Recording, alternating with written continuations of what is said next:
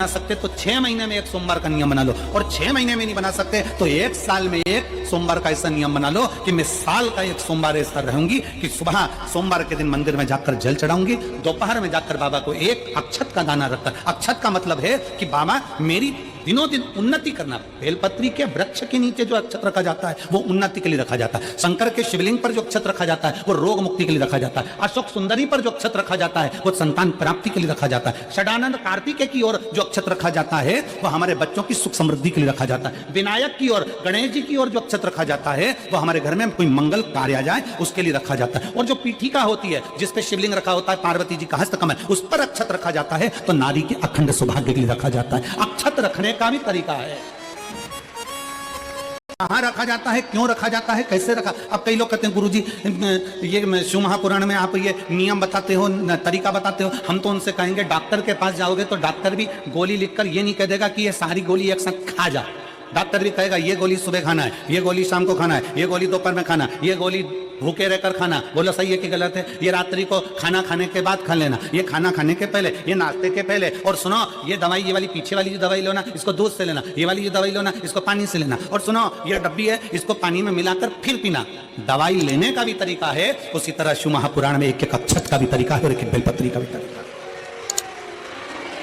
कई लोग कहते हैं गुरुजी आप ये तरीका बताते हो शिव पुराण के माध्यम से, कई लोगों के मन में संशय जागता है तो अगर हम एक साथ चावल चढ़ा दे तो उसका क्या तरीका है? तो हमारा निवेदन है डॉक्टर जो दवाई ले एक ही बार में निपटा जाए, एक ही बार में खा ले। दवाई एक बार में पूरी खा गए असर नहीं करेगी, इसमें डॉक्टर का कोई दोष नहीं है। उसने तो बताया था ऐसे लेना ऐसे लेना, और तुमने मैं डॉक्टर साहब ने पूछा दवाई पूरी ली, शाम की दवाई भूल गई थी, सवेरे की दवाई भूल गई थी, ये दवाई भूल गई थी। डॉक्टर कहेगा हमने तो नियम बताया तब तुमने नहीं खाई, तो असर कहां से करेगी? तुम असर कब करती है? जब हम पूजन के तरीके को जान जाए, जब हम अर्चना के तरीके को जाए।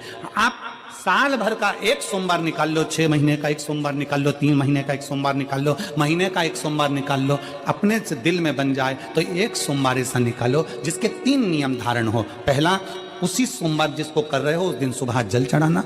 दूसरे, दोपहर के समय पर जाकर बेलपत्री के वृक्ष के नीचे एक चावल का दाना रखना, और परिक्रमा बेलपत्र की जितनी तुमसे बन जाए, जितनी तुम्हारे शरीर की कैपेसिटी है, जितना तुम्हारा शरीर चलते बन जाए। अगर शिव के मंदिर नहीं जा सकते तो अपने घर में जो शिवलिंग है उस पर जल चढ़ाओ। एक पशुपति व्रत होता है और वो व्रत ऐसा है कि उस व्रत को 5 सोमवार करना चाहिए, कोई से भी 5 सोमवार, जिसमें तुम्हारी मर्जी पड़े। ऐसा कौन सा काम है जो पशुपति व्रत से नहीं हो सकता? जब पशुपति अस्त्र मात्र भगवान राम के तरकश में रखे होने पर लंकाधिपति रावण के प्राण निकल सकते हैं, तो जीवन का वो कौन सा सुख है जो पशुपति व्रत से प्राप्त नहीं हो सकता? बस उसका नियम है 5 सोमवार करो, पहले सोमवार को करो चाहे दूसरे सोमवार को करो। जिस सोमवार को पशुपति व्रत करो सुबह शंकर जी के मंदिर में जाकर पूजन करो, अर्चना करो, अभिषेक करो, वो थाली को लेकर वापिस घर में रख दो। सुबह फलाहार करो, शाम को वापिस उसी थाली को लेकर जाओ, उसमें 6 दिए लगाकर लेकर जाओ। दिए को जलाना नहीं है, केवल घी के दिए लेकर जाना है, थोड़ा सा मीठा। शिव महापुराण में, स्कंद पुराण में जो पशुपति व्रत बताया है उसका विधान, थोड़ा सा मीठा लेकर जाओ। शिव जी की फिर पूजन करो, पूजन करने के बाद में शाम के समय प्रदोष काल में पूजन करो। पूजन करने के बाद बाबा भोलेनाथ की आराधना कर 5 दिए शंकर जी के सम्मुख में लगा दो। जो मीठा लेकर गए हो उसके 3 हिस्से कर दो, 2 हिस्से मंदिर में चढ़ा दो, 1 हिस्सा और 1 दिया थाली में रखकर पूजन करने के बाद वापिस लेकर आ जाओ। घर के दरवाजे की देहली पर राइट हैंड में सीधे हाथ पर जो दिया लेकर आए हो उस दिए को जला दो, और अंदर जाकर जो प्रसाद लेकर आए हो 1 हिस्सा उसको पाकर फिर भोजन प्रसाद ग्रहण कर लो। ऐसे पशुपति नाथ के 5 व्रत रहते। ऐसा कौन सा कार्य है जो भोलेनाथ पूरा ना करता? कौन सा? भगवान कृष्ण ने भी भगवान शंकर की आराधना करी, भगवान शिव की आराधना। तिरुमाला के शिखर पर अगर तिरुपति बालाजी विराजमान हैं तो पहले उन्होंने भगवान शिव जी से पूछा कि हम यहां बैठकर तप करना चाहते हैं, आ जाएं? भगवान शंकर ने कहा आओ, और तिरुमाला के शिखर पर बैठकर तप करो, साधना करो, आपकी मर्जी पड़े वैसे निवास करो। मेरे हरि, मेरे तिरुपति नाथ, मेरे बालाजी मेरे वेंकटेश भगवान कहते हैं, मेरे नारायण कहते हैं, भोलेनाथ हम यहां तप करेंगे और दुनिया के लोग आएंगे तो क्या होगा? शंकर भगवान ने कहा चिंता मत करो, आप तिरुमाला के शिखर पर बैठकर तप करना, मैं कपिलेश्वर महादेव के रूप में बैठकर तुम्हारी रक्षा करूंगा। अगर आप तिरुपति गए होगे तो आपको मालूम होगा, ऊपर तिरुमाला में मेरे नारायण हैं, तो नीचे कपिलेश्वर महादेव में मेरे शंकर बैठकर रक्षा कर रहे हैं। नाथ द्वारा चले जाओ।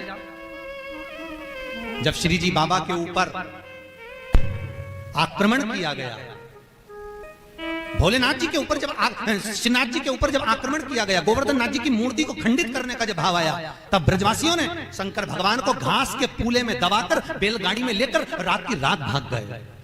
और श्रीनाथ जी को लेकर जब भागे, सब दूर घूम लिए, श्री जी बाबा को कहां रखें, श्रीनाथ जी को कहां रखें। तब सब दूर घूमने के बाद मेवाड़ की भूमि में जब पहुंचे तो शंकर भगवान से श्री जी बाबा ने कहा, भोलेनाथ अब आप बता दो हम कहां रहे, बार बार घूम रहे हैं, कहां जाएं,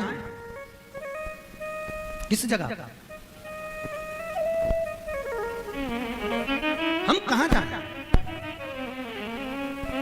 हम किस जगह पर जाएं, आप बताओ। भगवान शिव कहते हैं, ठाकुर हे श्री जी बाबा आप एक काम करो, आप मेवाड़ की इसी भूमि पर रहिए, आप यहां रहोगे और हम एक लिंग जी के रूप में आपकी रक्षा करेंगे। कभी आप नाथ द्वारा जाकर देखना, श्रीनाथ जी में श्री जी बाबा विराजमान है और उनके पास में एक लिंग जी के रूप में भगवान शंकर विराजमान है। कोई ऐसी धरा, कोई ऐसी भूमि, कोई ऐसी जगह जहां शिव ना हो, हर जगह सर्वस्व विराजमान भोलेनाथ सर्वस्व।